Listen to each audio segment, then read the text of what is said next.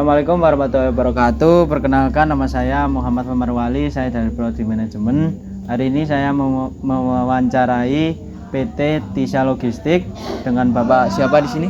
Saya dari selaku perwakilan PT Tisa Logistik yang berjabatan dengan operasional.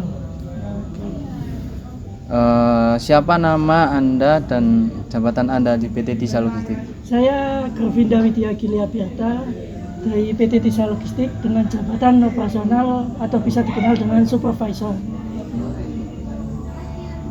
Berapa lama Anda sudah bekerja di sana? Saya dari tahun 2023 hingga 2025. Secara singkat, apa visi dan misi PT Tisa Logistik? Visinya adalah sebelumnya kita itu menjadi trucking dan akan menjadikan MKL pertama di Surabaya. Insya Allah. Layanan utama apa saja yang disediakan oleh perusahaan? Layanan utama adalah trucking, yaitu trucking itu bisa diartikan dalam armada untuk pengangkutan umum. Apa tantangan terbesar yang Anda hadapi dalam mengelola karyawan? Tantangan terbesar adalah setiap individu itu memiliki sifat yang lain atau berbeda dengan kita, sehingga kita itu seringkali menghadapi tantangan tersebut. Bagaimana penerapan teknologi sistem di tim Anda saat ini?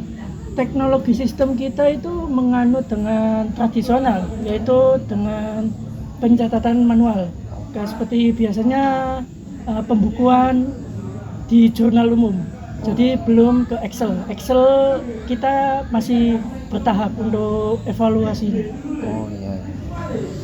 Apakah PT Tisa menerapkan kerja fleksibel waktu?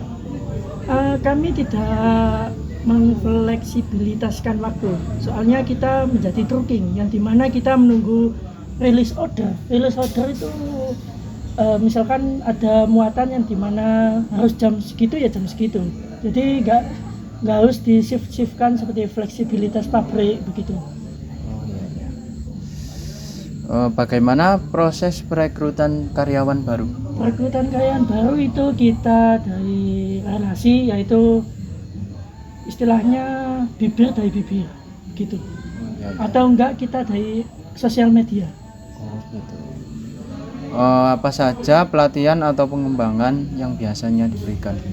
Kalau di bidang operasional, perkembangannya adalah mengetahui arah dan tujuan di suatu tempat dan menerapkan sistem fleksibilitas tentang memanage keuangan. Bagaimana perusahaan menjaga agar karyawan tidak mudah pindah? Itu tergantung dari karyawannya gimana, dan saya selaku memiliki jabatan di situ, itu salah satunya adalah mendekati dari hati ke hati. Bagaimana Anda mengukur keberhasilan program MSDM? Mengukur keberhasilan SDM adalah ketika kita menerapkan sistem baru yang dimana nantinya perusahaan sebelumnya menerapkan sistem suatu A, misalkan subjek A, kita menerapkan sistem subjek C. Bagaimana kita menghitung persentasenya, itu hasilnya bagaimana? Itu menurut saya. Selanjutnya, bagaimana proses perekrutan di PT Tisa Logistik? Apakah sudah menggunakan sistem online? Bagi kami sudah memakai sistem online, yaitu memakai sosial media pribadi dan sosial media PT. Di PT kita menggunakan sosial media Tisa Logistik. Oh gitu.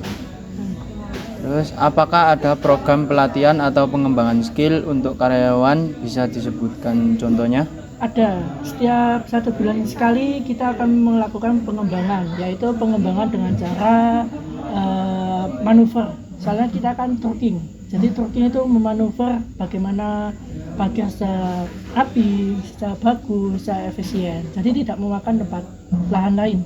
Oh gitu.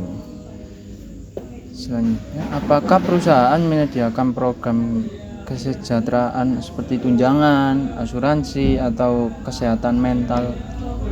Kami menyediakan Dari perusahaan kita menyediakan ketenaga kerjaan atau enggak disebut dengan BPJS tenaga kerja. Itu bisa kita ajukan karena sudah memiliki hak dalam PT. Oke. Bagaimana perusahaan menjaga hubungan baik antara atasan dan bawahan? Kami menggunakan hati ke hati.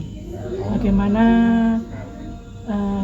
menganalisa individu dengan si A, si B, dan bagaimana tentang mempererat. Caranya adalah kita tidak memberikan waktu, istilahnya memberikan waktu dengan istirahat, atau setelah kerja panjang kita beri istirahat seminggu, 2 hari atau 2 hari. Oh. Apa saja upaya perusahaan agar karyawan betah dan tidak mudah pindah di tempat lain? Memberikan, yang salah satunya adalah memberikan bonus bulanan sih, kalau itu menurut saya. Bagaimana perusahaan mendengarkan saran atau masukan dari karyawan? Mendengarkannya adalah lewat saya, jadi saya bisa menganalisa bagaimana si karyawan ini bisa antisipasi keluhannya, begitu. Apa perubahan positif yang terlihat setelah program dijalankan? Positifnya adalah ketika saya masuk itu belum ada aturan. Sebelumnya trucking itu seperti supir itu dilarang mabuk begitu, terus bermain apapun itu, judi itu kan sudah hal yang umum di kalangan umum. Jadi saya masuk, saya larang semua, saya bikin peraturan kecang kita gitu. Oh iya. Sekian dan terima kasih dari narasumber telah menyempatkan waktu luang untuk bisa memenuhi tugas atau wawancara kami. Sama-sama. Saya akhiri. Wassalamualaikum warahmatullahi wabarakatuh.